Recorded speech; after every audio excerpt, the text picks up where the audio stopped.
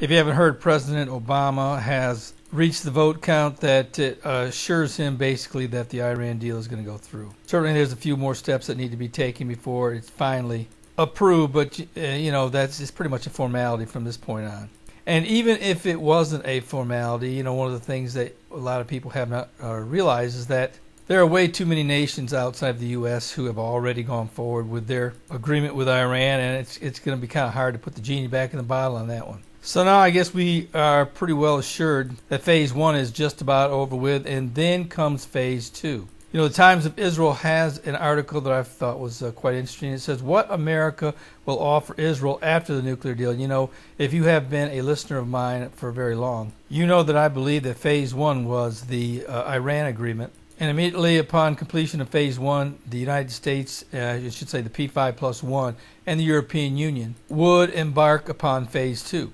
And that is to appease the moderate Arab world and also Israel. And I believe by the time it's all said and done that probably Syria and Yemen will also be included in this, and there will be some major peace deal that will take place. That will bring peace and security to not only to Israel but to the whole Middle East. And the Antichrist, who is yet to rise, will guarantee this security. And I am assuming that he will have the backing of all of the major nations of the world. And this is what the article says. It says, the moment the Iran deal becomes law, as seems increasingly likely given growing congressional support for the agreement, the focus of the U.S.-Israel conversation will shift to the question of what's next. What more will Washington do to mitigate the Iranian threat and reassure Israel and other regional allies?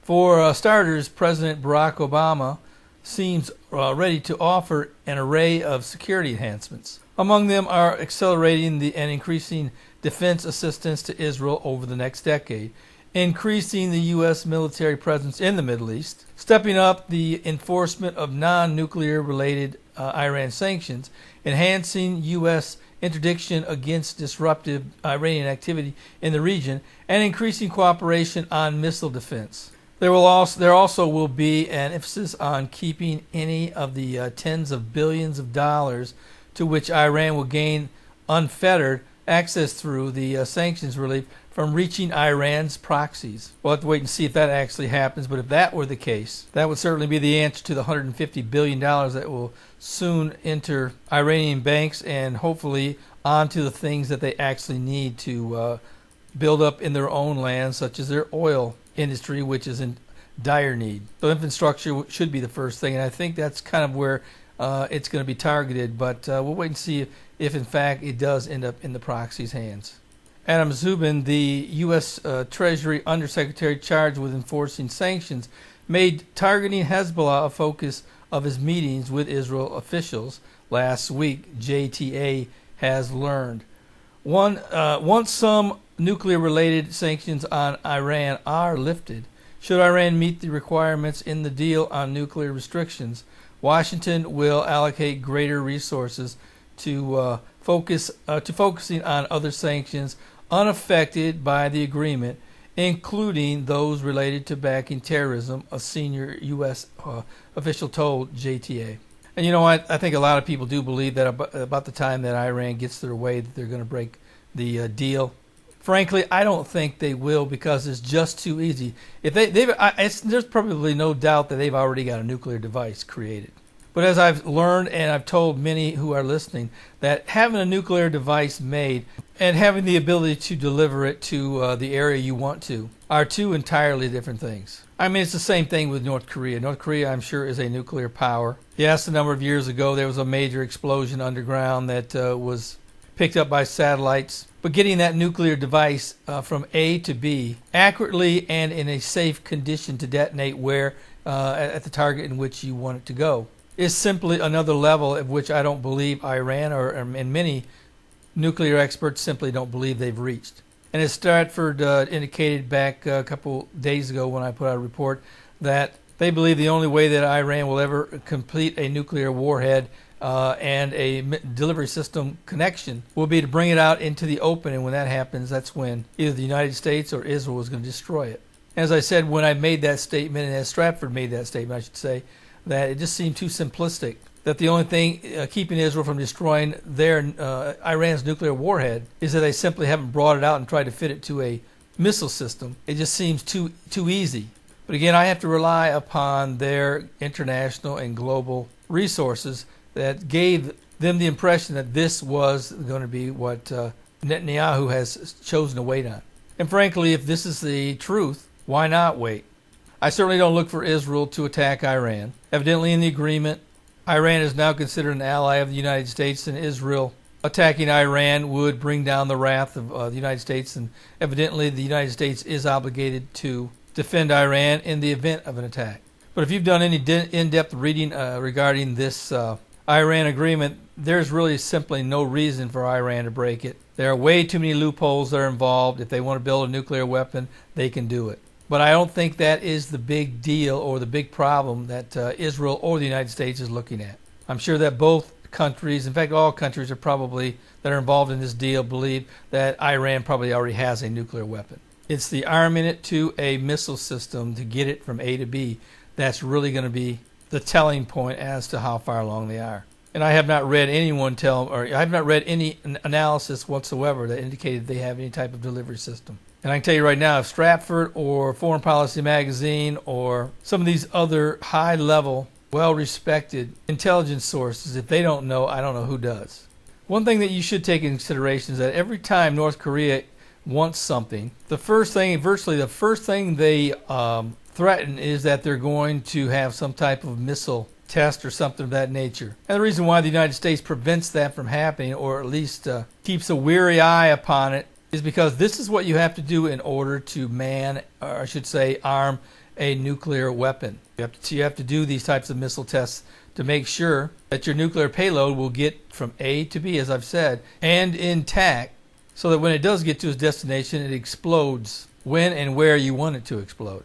So just building a nuclear weapon doesn't do you any good if you can't get it out of your general area. So that's why from time to time when North Korea wants something, they'll usually threaten missile tests. And everybody in the intelligence world knows that what they're trying to say is, listen, if you're not going to give us what we want, then we're going to test our missiles so that they can one day carry a nuclear payload. And the more times we test it, the more accurate they're going to be and the longer they're going to go. And that's why most intelligence services believe that Iran is following the same pattern and playbook that North Korea is. And you know what? The crazier they sound, the quicker we, as the free world, want to get them under the control of an agreement with the P5+1.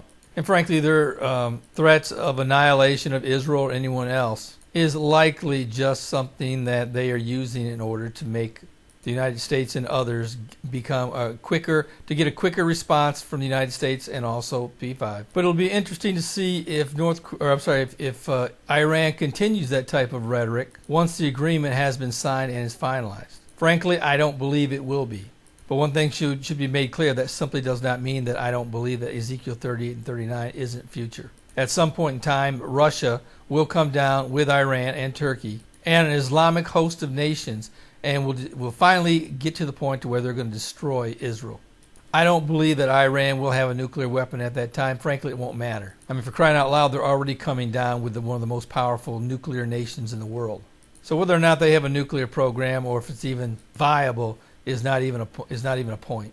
And to be honest, I think that this attack will be more Russia's idea than it is Iran. I think Iran will be pleasantly surprised that Russia would do this, and they will jump on board immediately, as will many of the Islamic nations of the world. They will see this finally as a time that they can destroy Israel with a legitimate, powerful army by their side in the Russian army. And I don't think there's going to be any question where they're going to be coming down through it. It's going to be through the area known as Syria. There have been reports all over the place that Russia is now taking a very aggressive step in Syria and is on board with keeping Mr. Assad in power, or at least making sure whoever is the next person in line is pro-Russia. And I don't think there's any question that that's going to be the case. And here's another report that you should be keeping in mind, that is that Mr. Putin and a Russian delegation, very high-level Russian delegation, is in China this week.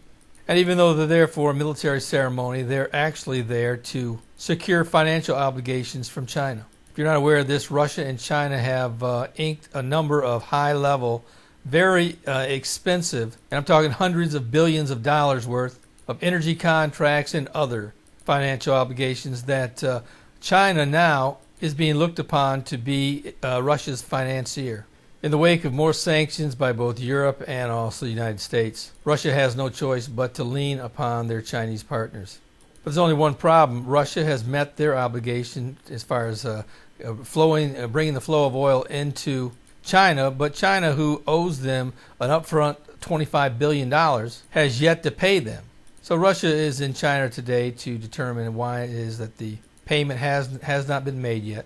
And many believe that China is holding off to get a better price in the long term. But Russia desperately needs this money and simply can't afford to go home without some type of assurance that they're going to have money coming in. And you can bet that China is aware of this, and they're going to squeeze Russia for everything they can. And as I've said in my other videos, that I believe that at some point in time that peace will come. The Antichrist will bring that peace, but I believe it will be interrupted, and I think it's going to be interrupted by the Gog and Magog war.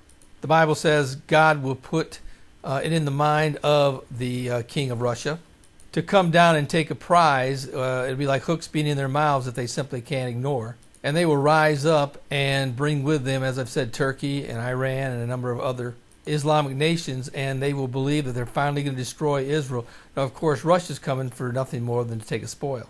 But if Israel's in the way of doing that, so be it. As I said yesterday, that Saudi Arabia will protest because I think they think they're going to be next. And if Russia's got any sense, they will be next. Because once they take Saudi Arabia, then they will control the price of oil, which would stop the bleeding for them anyway, and bring their country back to a time of prosperity. Now, certainly, I believe it will be natural gas and oil that they will be after, but you know what? I don't know what in the world God is going to put in the mind of this Russian leader. But as I've said many times, that once the rapture of the church takes place, this world will go from natural to supernatural overnight. Things that military analysts would be able to decipher and figure out will be baffling to them. And whether you believe it or not, at this point in time, most of the leaders of this world are pretty predictable. In fact, I've been using Foreign Policy Magazine and a number of different other sources for many, many years, and they're usually right most of the time. I would say probably 95% of the time. But there's going to be a time when these analysts will simply not know what's going on. And I think we're getting closer and closer to that day every single day. But let me get back to the article here. It says, once some nuclear-related sanctions on Iran are lifted, should Iran meet the requirements in the deal on nuclear restrictions, Washington will allocate greater resources to focusing on other sanctions unaffected by the agreement, including those related to backing terrorism, a senior U.S. official told JTA. Here's something interesting that the Prime Minister has been said to have said. Says Israeli Prime Minister Benjamin Netanyahu, not wanting to be seen as endorsing the deal, while there is still a chance Congress could scuttle it, has directed Israeli officials not to engage with U.S. officials on what could be done after the deal is in place. The Israeli envoy to Washington, Ron Dermer, has said that Israel would be ready for discussions only after options to kill the agreement, formerly known as the Joint Comprehensive Plan of Action, are exhausted.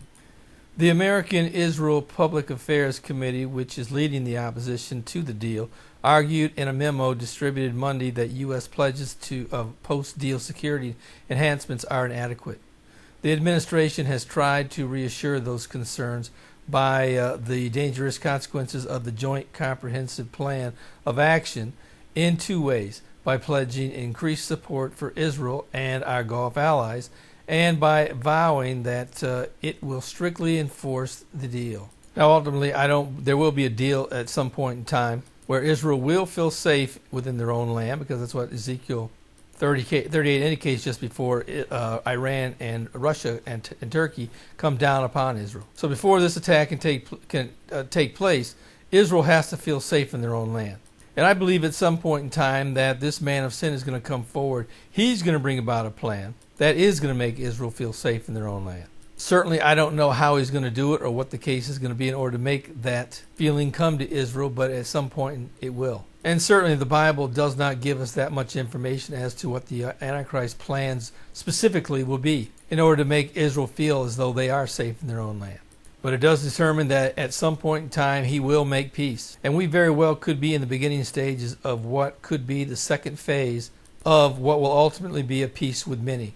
Now, how long that will be down the road, nobody really knows. But the world powers are going to have to get together, and they will, and a leader will be selected, and they will lend their power to this leader, and he will make the world safe, if not just for a little while. Because the Bible says that once the second seal judgment is broken, that peace will be taken from the earth, and by the time the first four seals are broken, 1/4 of the world's population will be destroyed. And certainly what I believe is that I think that when peace is taken from the earth, I believe that'll be when Russia starts World War III. Now, certainly that's speculation on my part. I don't know for sure that the Gog and Magog war will begin a world war. When you have such powerhouse nations involved, where nuclear weapons very well could be used, this very well may set off a chain of events around the world. And the Bible says that once it's all said and done, that 1/4 of the world's population will be killed. And if you don't know the Lord, today is the day of salvation. Don't put it off. 150,000 people die every single day. The Bible says that the vast majority will end up in a burning hell. Don't let that happen to you. And Christians, you know that one day the rapture is going to take place. And it's likely it's going to be soon. You need to get a copy of my Tribulation Period Survival Guide in the hands of every lost loved one and friend that you know of, so that they will be ready when this tragic day begins. Now, certainly it'll be glorious for Christians when the rapture takes place, but it will be a tragedy for those left behind. So I would encourage you to get this book in their hands any way you possibly can. Well, this is Terry Malone with the Calvary Prophecy Report.